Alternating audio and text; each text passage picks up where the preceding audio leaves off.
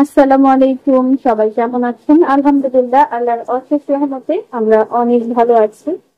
তো একটা ছোট্ট ব্লগ নিয়ে আপনাদের সামনে হাজির হয়ে গেলাম। এখন হচ্ছে দুপুর 12টা বাজে আর আমি হচ্ছে দুপুরে রান্না করছি। এখানে হচ্ছে আমি সিম আলু ভাজি করছি পেঁয়াজের সালি দিয়ে। আর এখানে হচ্ছে কুকারে ভাত বসাই দিচ্ছি। আর এখানে রান্না হবে হচ্ছে শিং মাছ। শিং মাছ ভুনা করবো টমেটো দিয়ে আর পেঁয়াজের কালি দিয়ে। তো এখানে আদাটাকে আমি কষিয়ে নিচ্ছি। যে আদাটাকে ভালো করে না কষালে কিন্তু রান্না মজা হবে না, এই জন্য আদাটাকে আগে একটু কষিয়ে দেন হচ্ছে মশলা দিব। আর এখানে হচ্ছে আমি যে শিং মাছ কেটে ধুয়ে পরিষ্কার করে রাখছি, একদম দেশি শিং। আর এখানে হচ্ছে অনেকটা টমেটো কেটে রাখছি।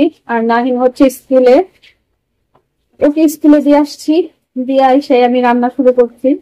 তাড়াতাড়ি করে রান্না করে ওকে আবার আনতে যাব। তো এখানে হচ্ছে আমি মশলা দিয়ে দিচ্ছি। এখন হচ্ছে মশলাটাকে ভালো করে কষিয়ে টমেটো আর শিং মাছটা সুন্দর করে রান্না করব। এখানে হচ্ছে আমি পেঁয়াজের কালি কেটে রাখছি, যেটা হচ্ছে শিং মাছ ভুনার মধ্যে দিব। এখানে আছে কাঁচা মরিচ। আর এই যে হচ্ছে ভাতে বলক চলে আসছে। আর এখন হচ্ছে মশলাটা কষানো হয়ে গেছে, এখানে আমি শিং মাছটা দিয়ে দিব। এখানে শিং মাছটা কেটে ধুয়ে পরিষ্কার করে রাখছি, এখন হচ্ছে দিয়ে দিব শিং মাছটা। এখানে চাইলে একটু আলু দেওয়া যেত, কিন্তু আজকে আমি একটু টমেটো দিয়ে পেঁয়াজের কালি দিয়ে পেঁয়াজ দিয়ে ভুনা করবো। আর এখন দিয়ে দিব হচ্ছে কেটে রাখা কাঁচামরিচ গুলা। আমি কাঁচামরিচ একটু বেশি দিছি, কারণ এখন শীতকালীন কাঁচামরিচ একদম ঝাল না। ঝাল না হলে কিন্তু শিং মাছ ভুনাটা খেতে ভালো লাগছে না। আর এদিকে হচ্ছে আমার এই যে শিম আলু ভাজিটাও ফ্রাই হয়ে গেছে। আমি আসলে নাইনটি স্কুলে আনতে যাবো, তো এই জন্য গ্যাসের চুলা, কারেন্টের চুলা, রাইস কুকার সব একবারে ব্যবহার করতেছি, যাতে রান্নাটা একটু তাড়াতাড়ি হয়।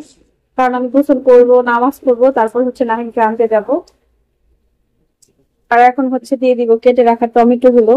এটার মধ্যে আর আমি ওইভাবে পানি দিব না, কারণ হচ্ছে টমেটো যে ভিতরে বীজটা আছে এটা থেকে অনেকটা পানি ছাড়বে। আর এটা দিয়ে আমি একদম কষায় নিব। আর লাগলেও সামান্য পরিমাণে পানি দিব, খুব বেশি দিব না। দেশি শিং মাছ এমনিতেই মজা লাগে, ঝোল করলে বেশি ভালো হতো, বাট এটা হচ্ছে নাহিনের আব্বাকে ঢাকা দিব, তো তো সে আবার অত ঝোল খেতে পছন্দ করে না। তো এই জন্যই কষা কষা করতেছি একদম। টমেটো দিয়ে পেঁয়াজের কালি দিয়ে কাঁচামরিচ দিয়ে ভুনা করবো। পেঁয়াজের কালিটা আমি এখন দিব। আলু সিম ভাজিটা হয়ে গেছে, যেটা আমি হচ্ছে বেড়ে নিব।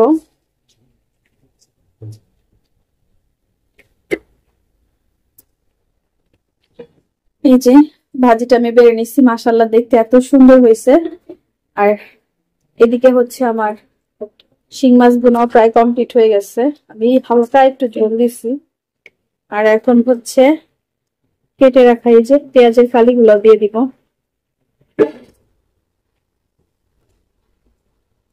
সুন্দর হয়েছে কালারটা। আর একটু ঝোলটা শুকিয়ে আমি নামিয়ে নিব।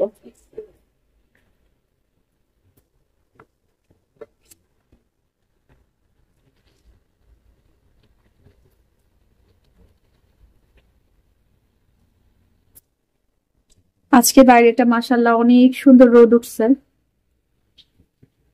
এদিকে আমার মানি প্ল্যান্টের গাছগুলো একদম শীতে শুকিয়ে গেছে। ইনশাল্লাহ শীত গেলে আবার ভালো হয়ে যাবে। চলে এসেছি বারান্দায়। অনেকেই আমার বারান্দার গাছ দেখতে পছন্দ করেন, তাই জন্য এই যে এখানে হচ্ছে নয়নতারা গাছে একটা ফুল ফুটেছে, আরো অনেক কলি এসেছে আলহামদুলিল্লাহ। আর এটা নিচে আছে আমার এই যে বিখ্যাত ধইনা পাতা, যেটা আমি অনেক খাই, আবার হয়ে যায় আলহামদুলিল্লাহ। আর এখানে হচ্ছে এটা কি গাছ বলে আমি জানি না, কাটা যুক্ত এই গাছটা আমি ডাল লাগাইছিলাম, আলহামদুলিল্লাহ হয়ে গেছে। আর সাথে এত ছোট গাছে এত সুন্দর সুন্দর দুইটা ফুল হয়েছে এত সুন্দর ফুলগুলা। আর এখানে আরেকটা গাছ লাগাইছি, যেখানে অনেক সুন্দর ফুল হয়েছে আর সাথে অনেকগুলা কলি আসছে। যদিও কাঁটাযুক্ত গাছ, কিন্তু ফুলগুলা কিন্তু মাশাআল্লাহ অনেক সুন্দর, দেখতেই পাচ্ছেন। আমার গাছ দেখতে পছন্দ করেন, তো তাদের জন্যই দেখাই। অনেক সুন্দর হয়েছে আমার গাছগুলা, বারান্দার গাছগুলা। এই যে গাছটার পাতা, মানে এই যে ছোট একটা পটে রাখছে, এই জন্য গাছটা বড় হতে পারতেছে না। অন্য গাছটা আমি হচ্ছে এই যে আপনাদের দেখাই, পাত্র বদল করে দিছিলাম, দেখেন আলহামদুলিল্লাহ এত বড় হয়ে গেছে, মানে বড় টবে দেওয়াতে এটা বড় হয়ে গেছে। ওইটাকেও আমি একটা টব কিনে ইনশাল্লাহ আম, পাত্রটা বদল করে দিব, তাহলে ওই গাছটাও অনেক বড় হয়ে যাবে। এদিকে আমার হচ্ছে বেলি গাছ আছে, যেটা মোটেও এখন ফুল ফুটতেছে না। আরো অনেক গাছ আছে যেগুলাকে আমি আসলে এক কর্নার করে চাপায় রাখছি, কারণ হচ্ছে বারান্দায় জায়গা কম তো, এই জন্য হচ্ছে এই অবস্থা। এই যে হচ্ছে আমার বারান্দাটা, ফুল বারান্দাটা এই হচ্ছে, মানে কাপড় দিয়ে রাখছি তো এই জন্য হচ্ছে এই অবস্থা। যাই হোক, আজকে আর ভিডিওটা বড় করব না। সবাই অনেক অনেক ভালো থাকবেন। আমি রান্না করে আসছি, মানে বারান্দায় গেলে আবার অন্য কাজের কথা মনেই থাকে না। আমি যে রান্নায় চুলা চুলার মধ্যে রান্না বসাই গেছি, আমার একদম খেয়াল ছিল না। তো যাই হোক, আলহামদুলিল্লাহ কিছু হয় নাই। তো আজকে আর ভিডিওটা বড় করব না। সবাই অনেক অনেক ভালো থাকবেন। সবার কাছে এখানেই বিদায় চেয়ে নিচ্ছি। আল্লাহ হাফেজ।